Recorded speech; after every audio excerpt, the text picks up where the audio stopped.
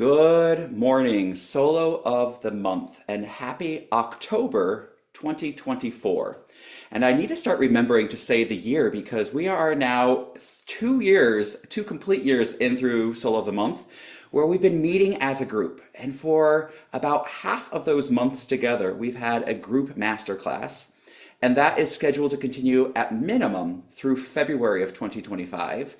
So we've got the next 5 group classes set. These next 5 group classes are quite special as we'll be covering the repertoire that will be used in the National Flute Association Adult Amateur Competitions. There are 3 levels of adult amateur competitions: novice, intermediate, and advanced. You can participate in this repertoire and in these classes even if you aren't participating in the adult amateur competitions. You don't even have to be an NFA member. You and your flute are welcome here. But I'd like to take a moment to say thank you to Flute World, who is sponsoring these classes these next 5 months.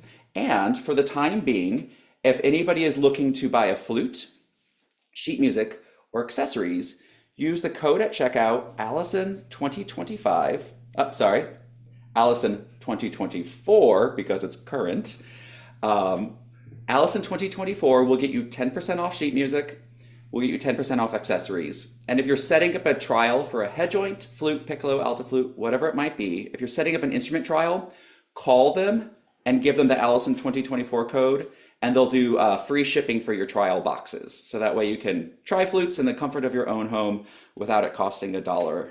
So thank you, Flute World, and thank you everybody for participating in Solo of the Month. So this month we are focusing on the Joncieres Hungarian Serenade. And this is another example, a wonderful example of French composers being inspired by music of other cultures and then bringing it back into their own musical language and creating something that we can play. So this Hungarian Serenade is in G minor. And has everybody warmed up a little bit already? Yes, no's, some's? No. All right, so let's just take one moment and live in the G minor scale together. I'm going to leave everybody muted, but let's just practice the G melodic minor scale. So you play, I'm just going to say the notes and show some fingerings in case you're not quite sure. So starting with G on the low G, A, B flat. And here's the thing with this piece, it makes a lot of sense to use thumb B flat. So with thumb B flat, the key on the back, there's the B key and the thumb B flat key. If you're not comfortable with it yet, maybe start to give it a little bit of a try today. The cool thing about that is you can leave it down in the A and the G, so when you're going up the scales, it's already there for B flat. And you don't even have to use your right hand for the B flat. All right, the next note will be C. Continuing up, ascending D. We'll raise the 6th scale degree to an E natural. The 7th scale degree raise will be F sharp, and then G, and we're going to keep going up. A, thumb B flat is already on. C, high D, E natural, F sharp. All right, here's the trick, and I should have said this earlier. F sharp is the one weird note that you cannot use thumb B flat on, right? So when we are at the C natural, there's no thumb. Let's go back to the C natural. When you go to the high D, simply put your thumb on the B key so you're ready to go.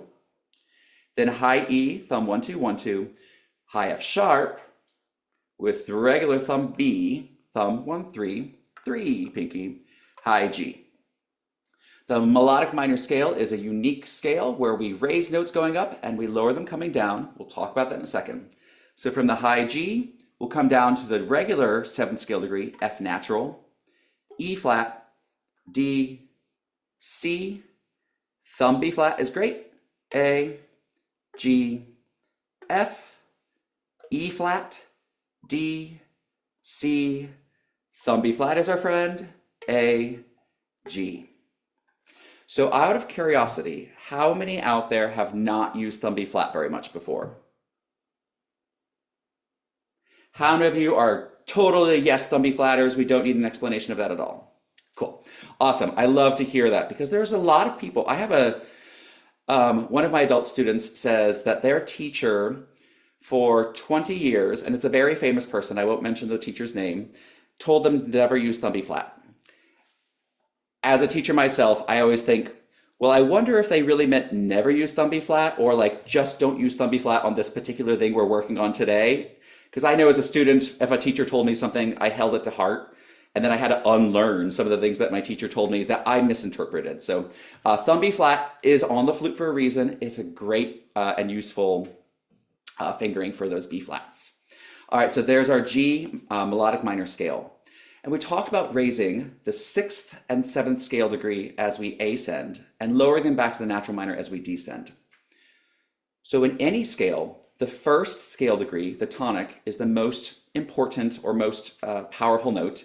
And the next most important or strong note is the fifth scale degree, which we call the dominant. So in G minor, G, A, B flat, C, D, G is the tonic, D is the dominant.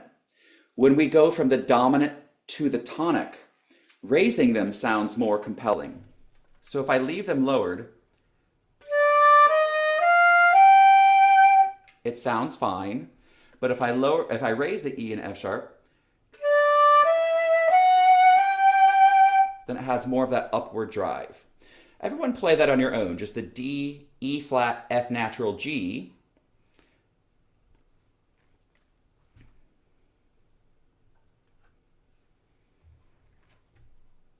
And then play the D, E natural, F sharp, G. Do you feel how it has that upward lift? It's compelling the notes to rise. The same with going down. If we left the F sharp and E flat going from the tonic down to the dominant, G, F sharp, E natural, D, it sounds fine, but lowering the F natural and E flat is more compelling.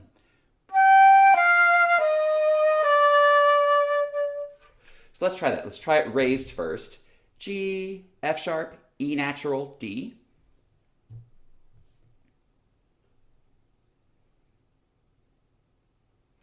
And let's try it with the natural minor scale coming down. G, F natural, E flat, D.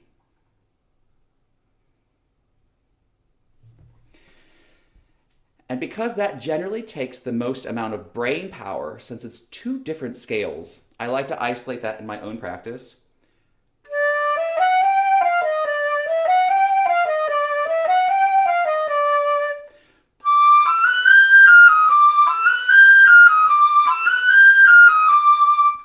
Before I worry about playing the scales. So that way I've already increased my knowledge or my understanding of that pattern.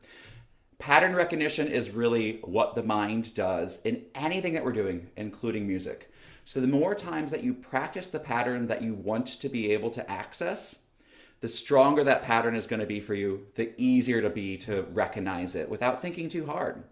You might notice a lot of musicians don't really practice some music very much. It's because they look at the music and they say, oh, well, that's a G melodic minor scale starting on dominant going up. And they don't think all of those words, their mind just automatically recognizes it. So the more that you practice your scales and arpeggios and those things that our teachers told us to do when we were younger, and if you were like me, probably didn't until you were a little bit older, there's a reason for that, and it's for those patterns. So we'll just take a pause from my talking for a second. And would anybody like to share any of their experiences with minor scales, how they're used, maybe demonstrate a minor scale of your own?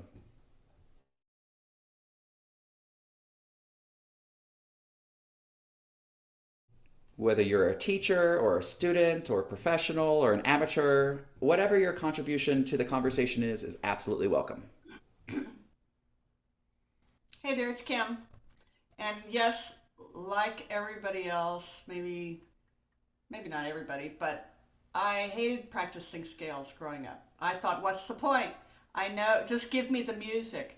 And it took me a little bit of time finally to figure it out. And now as a teacher, it's like, why in the world didn't my teachers hit me over the head with it and made me do it? So they must have made me do it, but I've, decided not to. But I can't echo what Matthew just said more because I have watched other people. There's a really fabulous flutist that I play with in a symphony band, and she writes G mine sev, on a run. Like she actually writes the little shorthand to her, and I'm like, brain moment. Made sense. So thank you.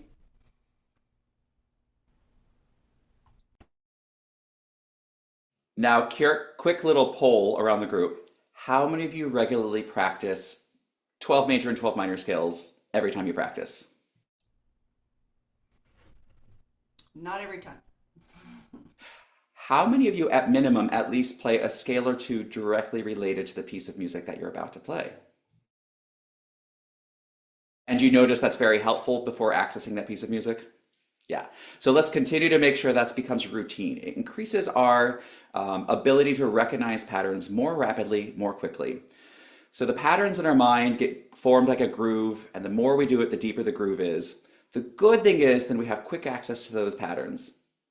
The bad thing can be is if there's a pattern that's similar to one of those patterns, but slightly different, we automatically want to get into that pattern. It's like a car driving on a track in those old Six Flags things or whatever. Like you get in the groove and then all of a sudden you're stuck in that one track. So sometimes we have to practice a little bit more on things that are a little bit different.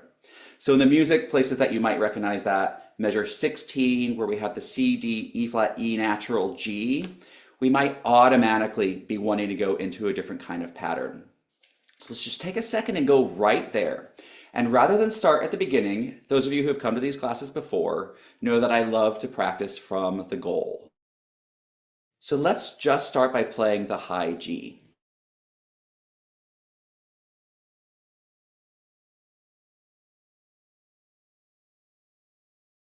And once you feel good with your high G, the sforzando G is warm and low, and the pitch is nice and settled down, then add the E natural G.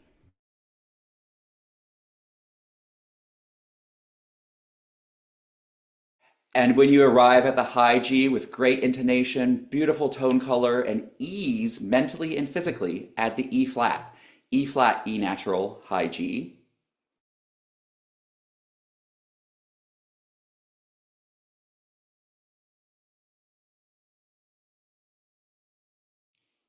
And when you've convinced your ear of intonation and your body of relaxation and your mind of joyful music making that that's working, add the D. D, E flat, E natural, G, and so on and so forth. Because here's the thing with pattern making in music. Not only are we getting the muscle memory and the theoretical patterns reinforced, but whatever else that we're doing in our practice also becomes patterned. So if you're tense, or if you're nervous, or if you're upset about your playing, or if you're stressed, or if you're unsure, then you're going to begin to associate those emotional feelings with your playing. And when you hop onto the stage and we're no longer able to completely focus on all of those different parts because of the adrenaline that comes into play, then those things that you've practiced are going to naturally pop up. So when you're playing that high G, feel it easy and relaxed, and then add a note and make sure you're arriving. And you're going to begin to gain the confidence that every time you arrive at that high G, the pitch is going to be plenty low and the tone is going to be plenty warm and open. So I know we're kind of jumping around a little bit, but would anybody be willing to play that run starting in measure 15, and for now, first time, stop on the high G, and then maybe do it a second time and go all the way to the end of the next measure to the high D, or wherever feels like a good stopping point. Would anybody please demonstrate that comfort for us? I'll do it. Should I do it? Yeah, Joan, let's hear it. Okay.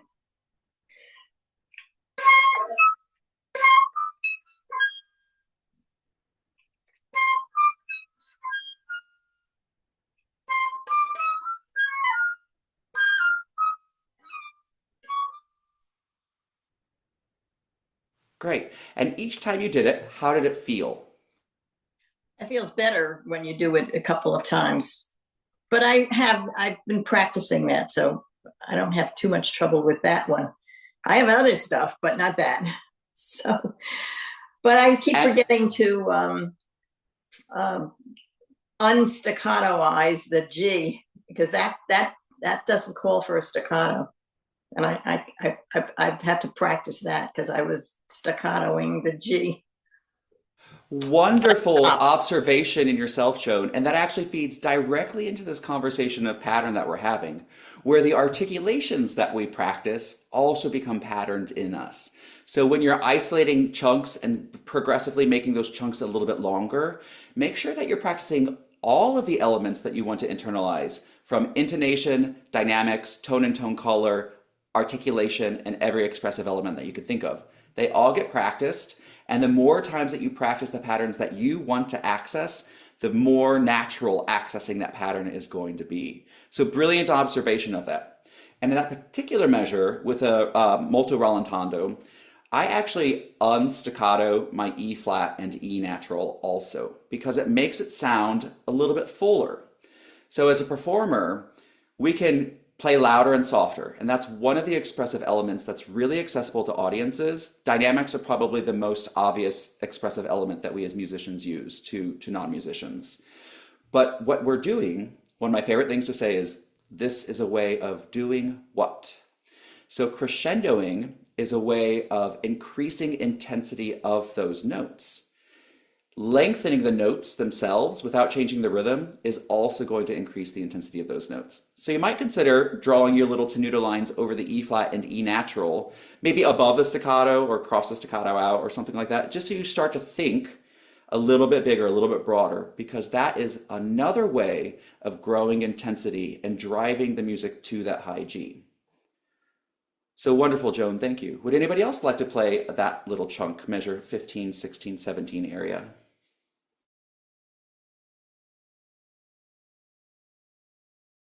All right, if nobody is eagerly jumping on that train, then I'd like to just open this up first. Oh, I think Kim, I caught you too late. Kim, will you please? Yes. Measure, let's see, did I unmute? Let's see. Yep. Can you hear me? You're good. Yep. Loud and clear. You said from measure 15, just the C, D, E flat, E to stop to the G? Let's try that first. Wow.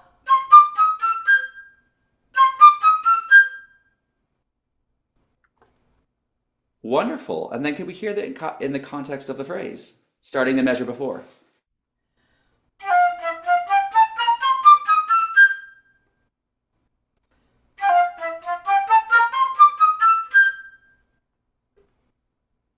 Great, Kim. And then how do you feel about that playing? And are there things that what are the things that you enjoyed most about it? Um, well, I'm not warmed up, but that's my problem. um, this is a brand new piece to me, and it's like 30 minutes new to me since I've been sick all last week with a bad stomach bug. I almost didn't show up today, but because you've been so positive and your community is amazing, I thought, just get over yourself. So this is still sight reading. It's fun to learn new music. It's fun. And we can hear does everybody else hear that she's having fun, even just in the crispness of her articulation? Yeah. Now, okay, Kim, so we're going to guinea pig a little bit since you're sight reading anyway. Yeah. Can you, just for a moment, again, I don't want anybody to own emotions or feelings necessarily, but for a moment, put on an outfit like you're a character in a play of somebody who's not having fun. Can you play that like grumpy Oh, yeah. or something, That I just to can hear do. the difference? My 24-year-old stressed self. Here we go.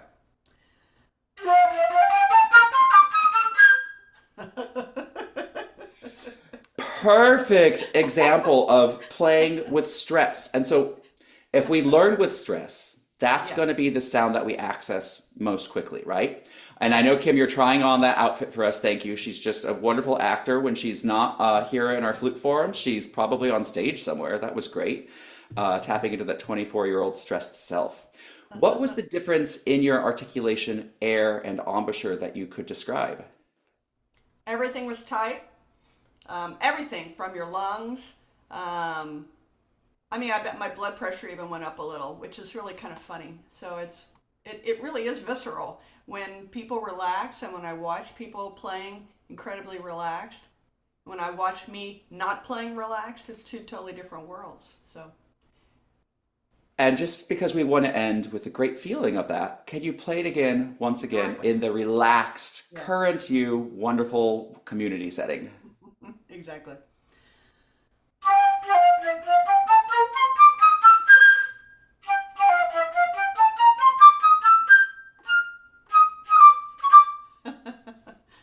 Just fun. It's a Gorgeous, fun piece. And gorgeous, thank and back to fun. Thank you, Kim. thank you. So, the upper register for many of us flute players automatically create feelings of tension and anxiety. Whether it was your 24-year-old anxious self, or for me, my 14-year-old teaching pleasing anxious self that thought everything I did was wrong and not good enough. When I first started playing my extended scales at that age, um, I was tense. And I know some of you said that you didn't have teachers that made you play your scale. I had an amazing teacher. She is still the most influential person in my musical career, but I was afraid of her a little bit. And there was a lesson where she said, if you don't memorize all of your major scales by next week, don't bother coming back.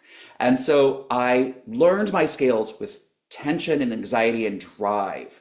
And I know she meant it in a loving way, but as that 13-year-old, whatever, 12-year-old self, 14, I internalized it with tension. And then for a long time, I had tension in the upper register without even recognizing it. How many of you still today, when you go in your upper register, might subconsciously tap into rolling in because your band director yelled at you to lower your high F sharp, or tightening something up because you were afraid, or diminishing your own tone because you didn't want to stick out in the band?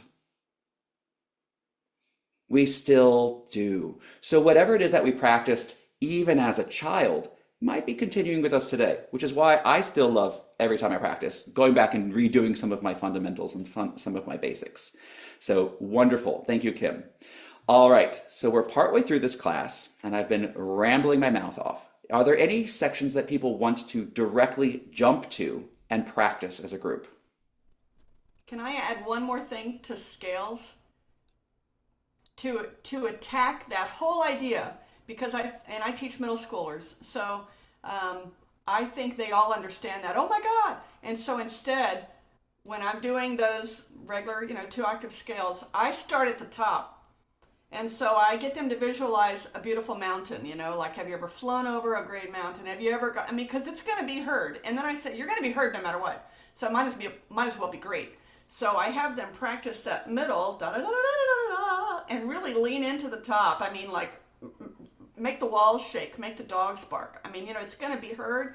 So practice that first 5 times, and then I extend it a little bit, and then the beginning I'm like, the lower parts, you've got that. You, for every 5 times, do that 2x, and it's really made a difference for my kids. They're not as scared as being so up there, because you're going to be heard anyway. So that's all I was going to say.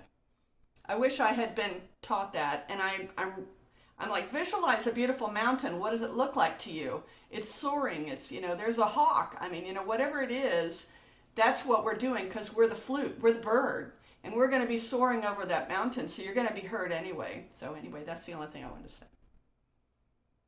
Wonderful. Have any other people in the group had their relationship with scales change over the years?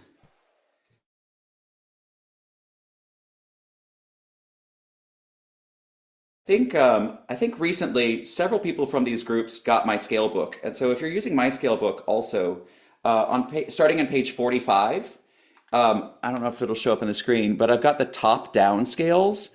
I love these also because then you've got the slower notes in the upper register, and you're progressively getting faster. Part of that too is because when we play a scale, generally, once we make a mistake, we stop and start over. So I might have kids going and never getting to the high G, right? So sometimes I make them start at the high G and work their way progressively away from that. It's rebuilding, it's fortifying the part of the pattern that needs the most work, and hopefully from a sense of high G, I just played that 13 times. I can play that as many times as I need to, or whatever the case might be. So thank you very much, Kim, for sharing that change out. All right, now into the music. Are there any places that somebody would like to talk about or demonstrate first where you've been noticing it's a little tricky or troublesome? I have a problem. In the part B, where it goes very slowly, the middle part. Do you know what I mean? Where you're playing up an octave, because mine is showing an octave up in round line 86. There's a high B. Now, to me, a high B, I can't play. And if you notice the the intonation there, it starts out more quiet, and then it goes up, it gets louder. But that B is in a place where it's still supposed to be quiet. I can't play a high B quietly. Is that? Can you demonstrate the phrase for us? Okay, well, I'll try. I'm not sure this B is going to come out at all now.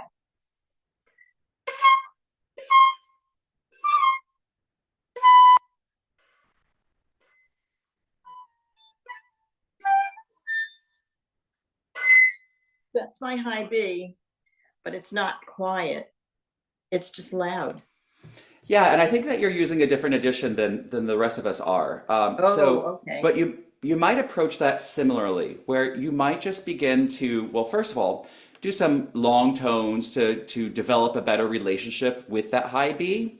So automatically, when you're saying, I don't know if my high B is going to speak, as a little bit of as a caveat before you even start playing, you're giving yourself permission for it to not speak, which is fine, but also you're setting up a sense of doubt that it's probably not going to, which isn't going to serve you. No, that's true. And then other times, even when it does, I get air first and then the note. I can hear the air and then the note, and I don't like the air first. I'd rather hit the B and not have some air first. And I don't know how to eliminate that and still make it at least relax and quiet, not piercing. I don't know how to. The high B. Yeah. The high B that Joan is talking about, for those of you who are not in that edition, is the one that's thumb 1-3, second control key pinky, the very high B natural. And what she's describing is completely common. I feel the same way sometimes also.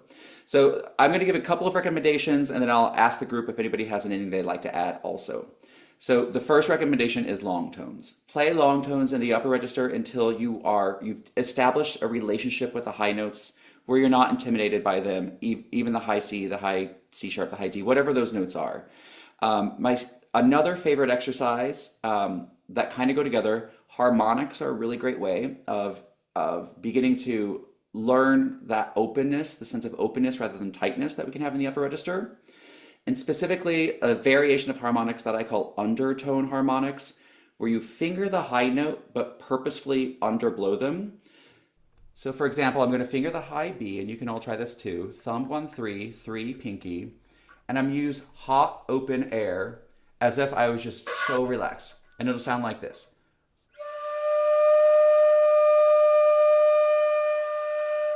My face is relaxed, I'm gummy everywhere, just my body is chill. I'm like, all right, I got this. So Joan, try fingering that high B, but give me that low sound.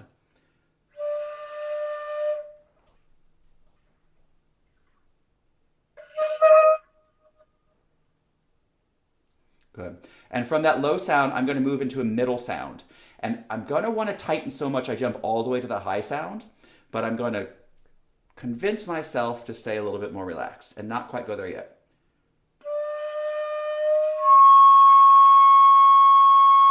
And can you? Are you using a right hand pinky? Yes, but it's not necessary. But I usually use this trill key, this little thing here. So the fingering is thumb 1-3, second trill key.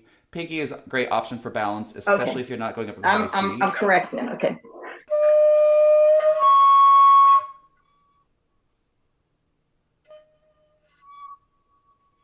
Well, that was very relaxed. Yeah, and so automatically we're beginning to have a new feeling, a new association of relaxed with that fingering. Don't I have to push harder to get that B out, though? You will not have to push harder, no. Really? You simply need to allow the air stream to lift. Do I tighten my embouchure a little bit? Think about growing this way.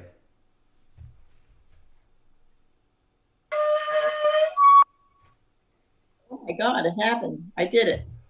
So if you do that a few dozen times every day, you're going to establish a new pattern mentally and physically. You said, don't I have to tighten? Don't I have to push harder?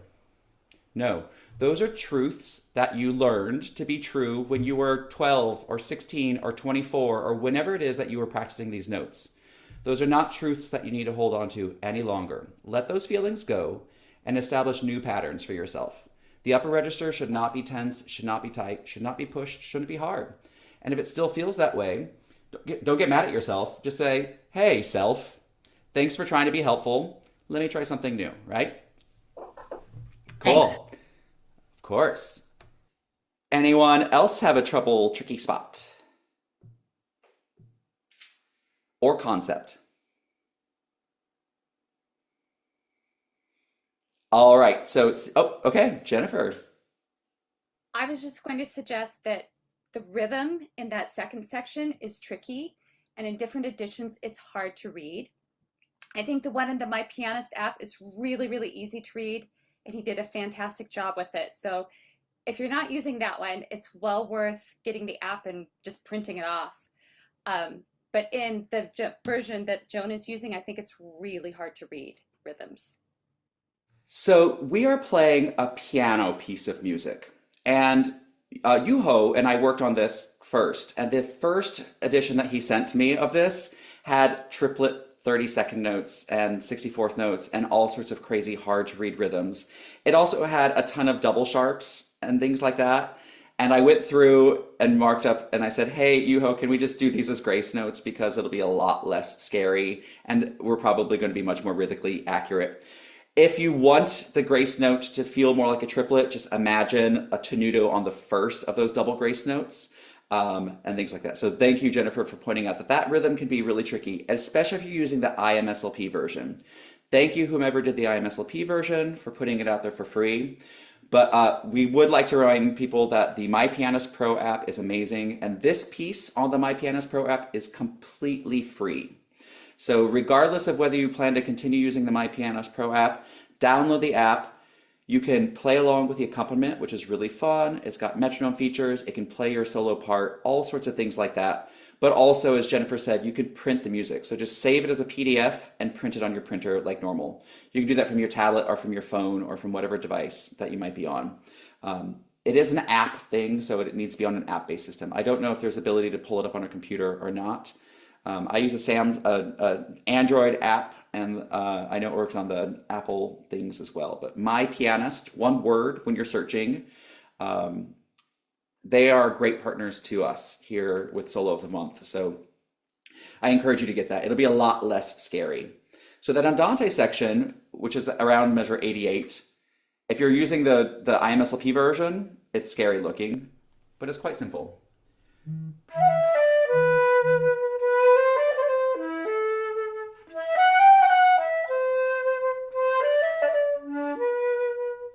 If you're looking at 30-second note triplets, automatically a sense of anxiety is going to come in. So regardless of what version you're playing from, we do need to find that sense of lightness and love. All right. If there aren't any places that are tricky for people, then I want to next invite people to play their favorite part.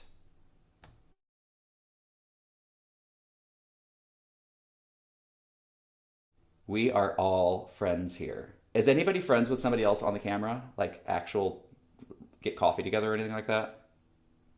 Yes, I'm happy to say Cheryl Goodnight, and she's amazing. Cheryl, play this if you know it. I know you know it. She's amazing.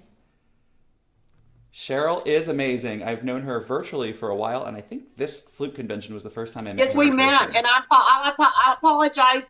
This is a new piece to me. I would be happy to play it. Otherwise, I'll have to learn it. Are we talking about the one that is, this is the Hungarian Serenade that's in the 24 short concert pieces? It is, yes. So, and it's funny because I have that book and have since I was a child, but I never played it. I haven't so either. This group is the first time I'm actually playing the piece myself. Most of the music we do in this group is music that I've never played before, which is really fun for me. Would somebody who does know the piece care to play it out a bit? Cheryl is amazing at learning by ear too, so if you play for her, then she'll have a great understanding of it. Hey, I just want to say I printed mine from the IMSLP, and I feel like it's a different version than you are all speaking about right now when I look at the specific measures. That's what we're discussing, how there is an IMSLP version, but it's kind of messy because of the 30-second note triplets. And so either using the one from the 24 short concert studies or the one that is free on the My Pianist app is recommended. And I think that when Jennifer set up the Soul of the Month Amateur Editions message on day one or the week before, that was recommendation. So there's links to that on the site. But you can go to mypianist.app, I think, and find it, something like that. Or just search My Pianist in the App Store. It'll only take a minute to find. Yeah, I also think the IMSLP version does have some mistakes in it that makes it doubly hard to read. So it's well worth it to just download the app and print it just so you have it.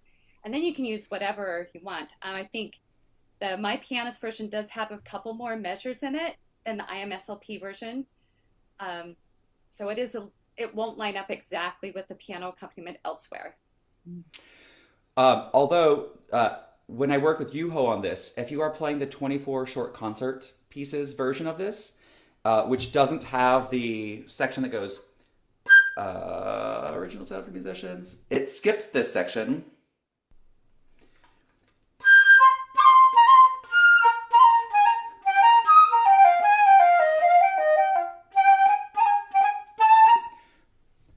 That section isn't in the 24 short concert studies. The My Pianist version will skip that also if you ask it to. So the My Pianist accompaniment will play with the 24 short concert studies version perfectly well. You just have to say, skip that section. And just, it says skip, well, it says V-Day, and just click yes, and then it skips it. Great, so thanks for bringing that up, Jennifer. So the My Pianist thing works as its own or with the 24 short concert studies, but it won't work with the IMSLP. As far as I can tell, nothing really works with the IMSLP. I tried playing it and I was so confused. So if you're looking at the piece and you're like, this isn't enjoyable to look at, stop looking at that version. We've literally made a version just for you. Like Yuho and I were working on this 3 or 4 weeks ago. We made it just for you. Yuho is literally our partner. So the My Pianist app, all of the flute music that's put on the My Pianist app is per our request.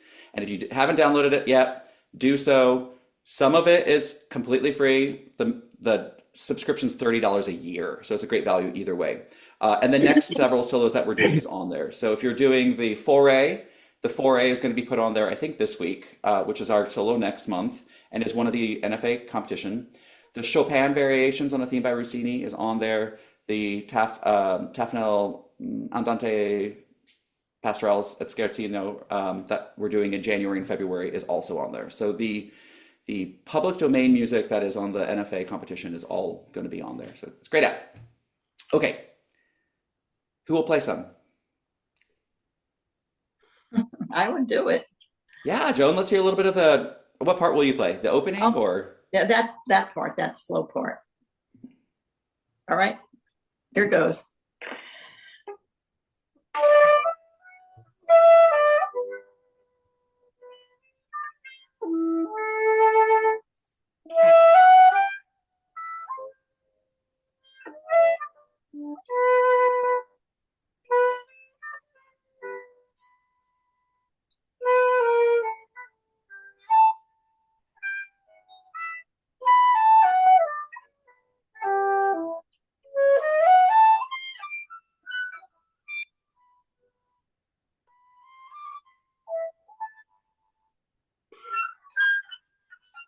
Ah.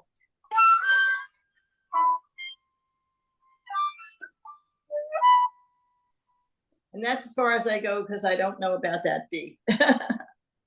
Yeah, no need to force yourself into trying that on until you're ready. So the first thing I want to ask you, Joan, what parts of that did you like? What parts of it felt good?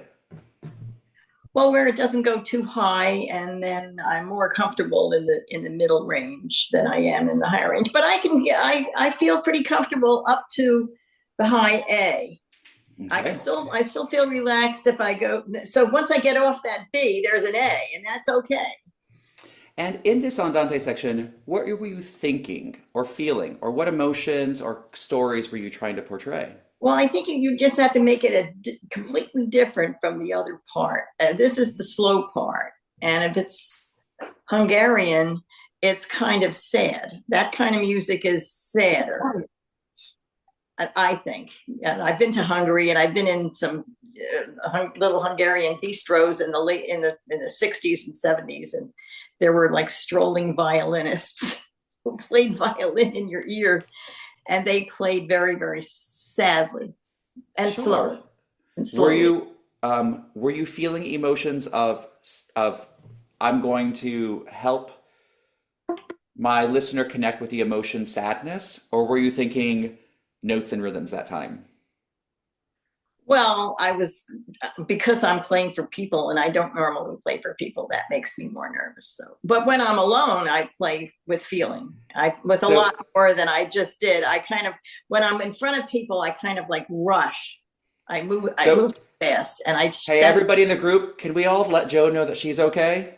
I don't feel bad. I feel okay, but I know that's my fault. Hey, Joan, you're safe. Can you play that much one more time? But this time, instead of worrying about playing it right for us, can you play it sad for us, if that's the feeling that you want us to connect with?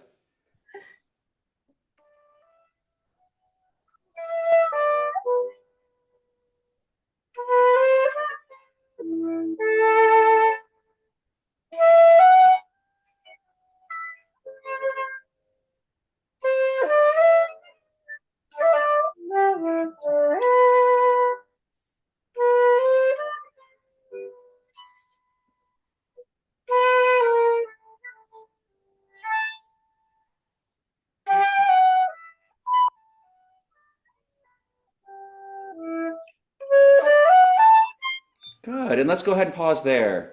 So, Joan, how did that feel different? That was better because I was more relaxed when I was playing Mm-hmm. that the second time, except I goofed up in the middle. That's one of those. I'm sorry. Somebody said And something. and what is more rewarding to the listener? Oh, it's more rewarding when it's okay to make a boo boo as long as as long as the feeling is there, as long as the mood is there. I know that to be true. I You think. know that to be true. Great. It looks like Kim, it looks like you might have hit the share screen button. I don't know if you meant to do that or not. I did enable share screen in case anybody was not wanting to play live and they wanted to play one of their pre-recorded versions too. So, oh, it looks like you're saying I am sharing this doc. Okay, thanks.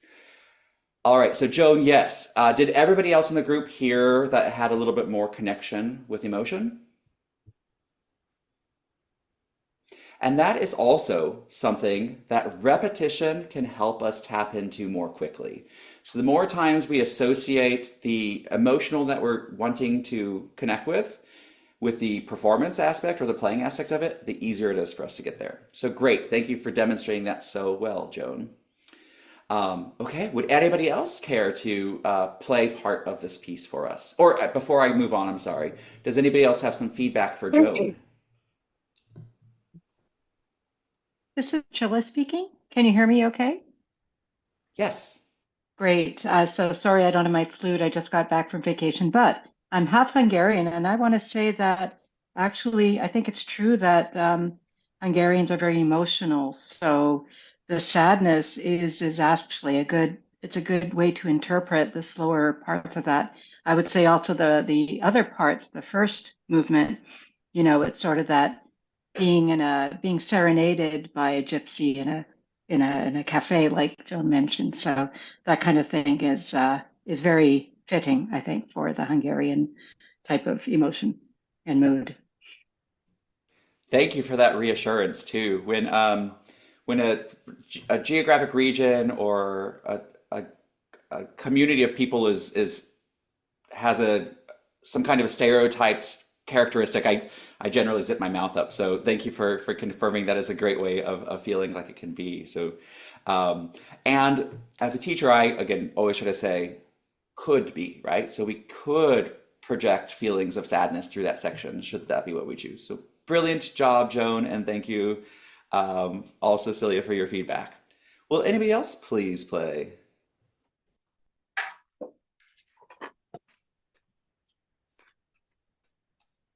I feel like I need to be that teacher who's like, I don't know, Mary, please play, or Jennifer, please play, or Aaron, I know you have a loud background, but please play. All right, I'll be brave.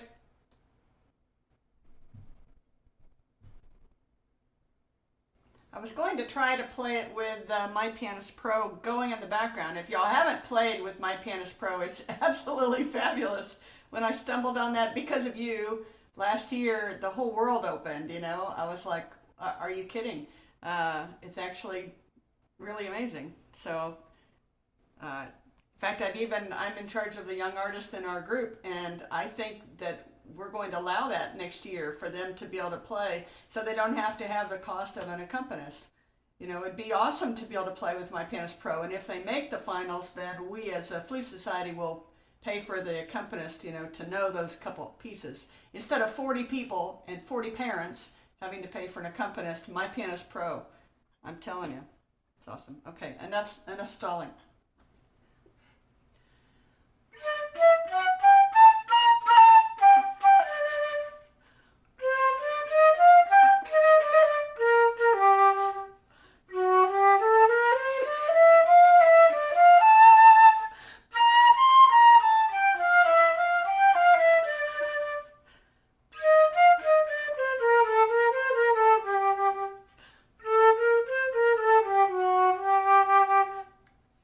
It's a beautiful piece. I can't wait to learn it. Wonderful. Thank you for sharing out. Now, first question, Kim, what are some things about that you really enjoyed? I loved I don't want to pronounce your name, Chilla. I don't know how to pronounce the S. I liked your words because that made a lot of sense to me. And I've never been to Hungary, so I kind of played that way. So knowing the background of the music, that helped me. Yeah, and it's Chilla. The Chilla. Hungarian name, so the CS is like a CH. So sometimes I spell it that way. But yeah, lovely, beautiful. I thought it was really cool, and when I'm sight reading, as I was honest about this, I'm still sight reading. I focus on the notes, but I really focus on the dynamics because I think you can almost make a mistake and get away with it if you're selling it, if you're playing it as the composer really wanted it to be played. Because if your audience doesn't have the music, how do they know what note is right or wrong? That's number one. But they'll never give away the feeling that you gave them. So that's my older self, not my 24-year-old self. I have another comment. Can you hear me?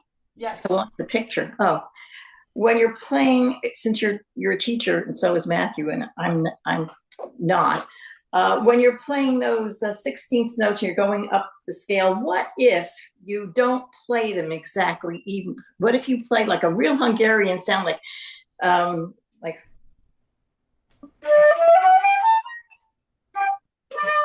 you know, some are a little more pushed than others. What do you think about that? Absolutely. As an interpretation. Absolutely. And all notes are not equal. All notes don't have to be musical. So right. If you listen to opera singers, they don't sing every single note exactly the same. They lean on some that are wonderful, you know. Yeah, that's what I do with this one, because I don't play those exactly evenly. I push on one or another, and I think it makes it more Eastern European if you do that. Yeah. And that sounded really nice. I would use a little bit of rubato with it. Yeah. Make it more like a gypsy. Bum bum bum bum bum bum bum bum ba-da.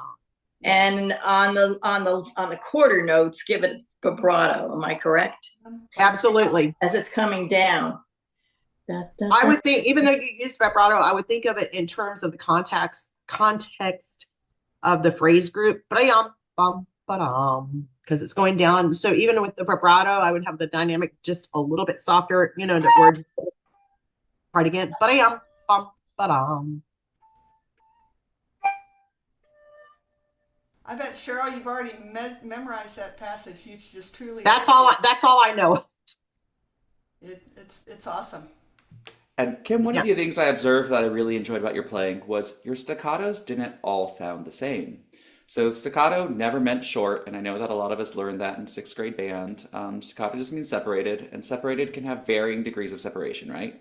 And I thought that you did a really great job of having interest and drive through those articulated notes where it had some kind of change and some kind of movement. So bravo with that, Kim. Thank you. Thank you very much. Are there any other things that we can tell Kim she did wonderfully well? Your style is great. Your tone's good and everything. It was very Hungarian. Thank you. Yeah. I have no Hungarian background. Never been to Hungary.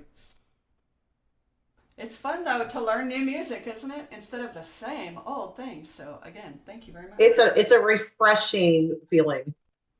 True.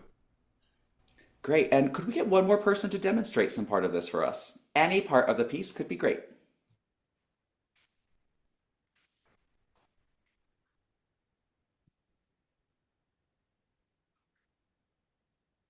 Oh, come on, guys. You know One you part, want to. one part that I found, am I on? Let me see. Yeah, I am. One part that I found, I'm not going to play it, but the part that goes da da da da da da da da da, that high part where you're starting on a D. Where the heck is that now? That's terrible. I can't find it when I just want to mention it. I found that difficult, that part. It took me a long time to learn that. Oh, yeah. 29, 20, yeah, 30, 28, 29, 30, 31, 32, and 33. That part was really difficult. I had to play that like countless times before I could play all three phrases that are exactly the same. Play them all, play them all without messing it up. Do you know what I mean? I just found that very difficult, that part. D, All E right. flat, F, and E flat. But I got it in the end. Yeah, so measures 32 and 33 are pretty tricky for the fingers. In the upper register, D, E flat, F, E flat, D, E flat, F, E flat, going back and forth. And then the last beat of it is D, E flat, E natural, F sharp. So one of the things that was tricky for me was remembering to take my thumb B flat off. I had to actually mark the minus thumb B flat signs in bright green because I kept not taking it off. So when my thumb is in the air on the C, the last C of measure 31, I've got my minus thumb B flat sign there, and then I wrote it again on the downbeat of measure 32. So that way I remember when I play that D of measure 32, I'm just on the B key. Other things to think about that section there, since it is technically challenging. Yes, of course, scales and scale patterns are such a great way of doing it. But looking directly at the music there, we might try some rhythmic distortion to help gain some confidence in building our patterns. And by that I mean we can make notes longer and give our mind more time to think about what the next two notes are. So, for example, a swing style where we make the first and third of the 16th notes long would be a great way of reinforcing that pattern.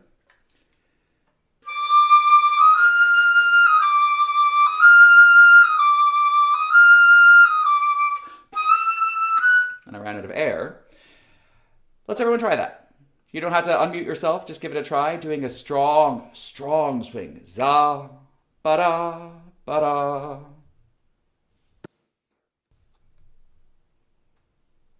What time is it? It's 11:03 a.m. And anytime we do a rhythmic distortion, and there's a lot that we could do here, we want to make sure we also do the opposite. So that way we're practicing in a balanced way, meaning we're not just going to build a habit of playing it out of rhythm. So the opposite would be what I call bebop, short, just because it's fun to say, short long.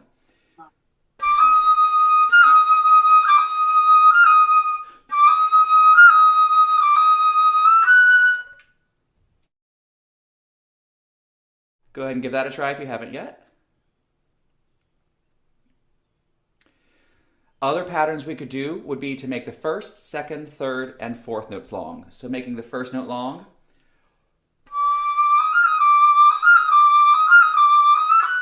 making the second note long, making the third long, and then the fourth.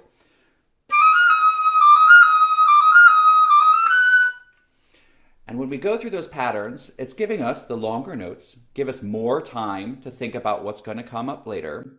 It also just changes our mindset. So it moves us out of this our normal immediate pattern, and automatically changing your rhythm shifts us into a different lane. Where when we're still driving toward that same goal, we're shifting lanes and getting a different perspective, a different view, and moving out of those easily accessed patterns, which might not be serving us, to help create a new pattern. Hopefully one where you're playing those high notes with more ease. I also find it really fun. And that's one thing I always want to bring back into my practice, is some kind of enjoyment. Even when I'm playing sad music, I still want to enjoy the process of learning it. Otherwise, my unhappiness is going to come across the audience in some way. Or, well, my other emotions that I'm not meaning to project might be part of the music as well. So if we can bring a little bit of joy into our practice, we practice more, we practice better, and then we share better. So thanks for bringing that part up, Joan. Does anybody else have any other suggestions of how we might practice measures 32 and measures 33? One suggestion would be to play it all slurred and then go back and do the articulation. Also practice it all tongued first, maybe, and then maybe mix up the articulations, practice various rhythms. I loved lengthening the notes like Matthew just showed us. Or maybe read it in retrograde, literally from the end to the beginning, and apply those same concepts that we've discussed. That retrograde learning we talked about at the beginning, so thanks for bringing that back up. When we reinforce some of these ideas, we're more likely to actually use them. Slurring and tonguing, changing the articulation can be great. I like doing a lot of these tongued runs slurred, because I notice that, especially if there's any tension, one of the first places that I feel tension is in my throat. So doing it slurred, I can simply think about that open column of air going through the notes and then adding the tongue in. I also like doing tongueless articulation or breath attack in some of these things, especially if any of these notes might be cracking. So for that, just like a ha ha ha or a foo foo foo could center the tone.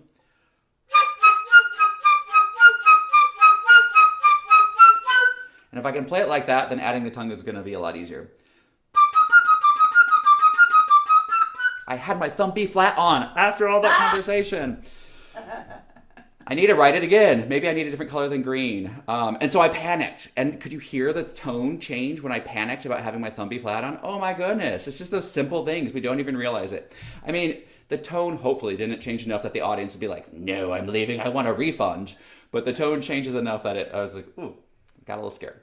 So thank you for pulling out that. And Cheryl for giving us some articulation suggestions of practicing that. Any other thoughts for that particular area, 32 and 33?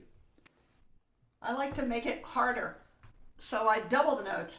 D, D, E, E, F, F, E, E, F. And then it's like da, da, da, da, da, da, da, da, da, da, da, da, da, da, da, da. Because then when you go back to single, it's easy. Yeah, that's a great idea.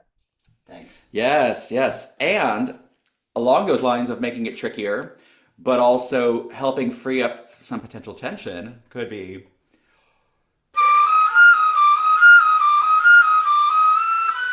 If you can flutter tongue through that, chances are you're going to be able to play it too.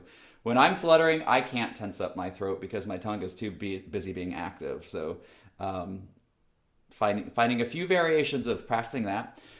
But all of these things are doing the same pattern more times in more ways.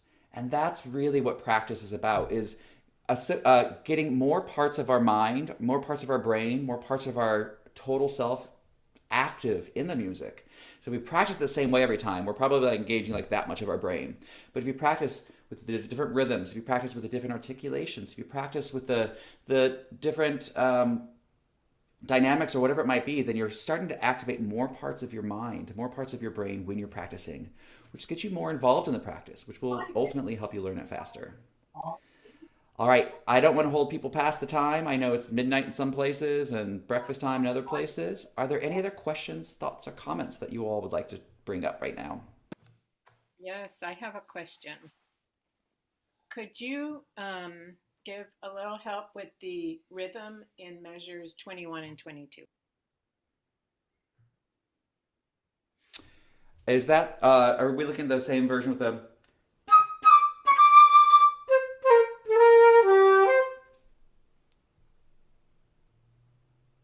I think so. I printed it off the piano app or my piano.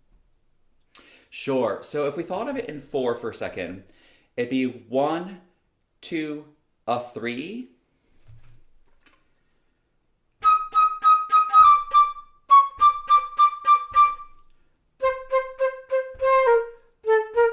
Right?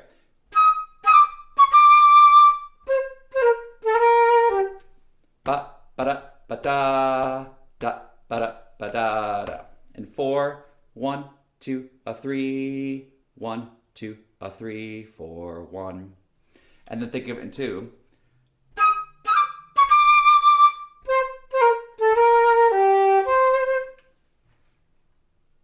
That help? Yes, thank you. That's helpful. Yeah. Any other parts, questions, thoughts, comments?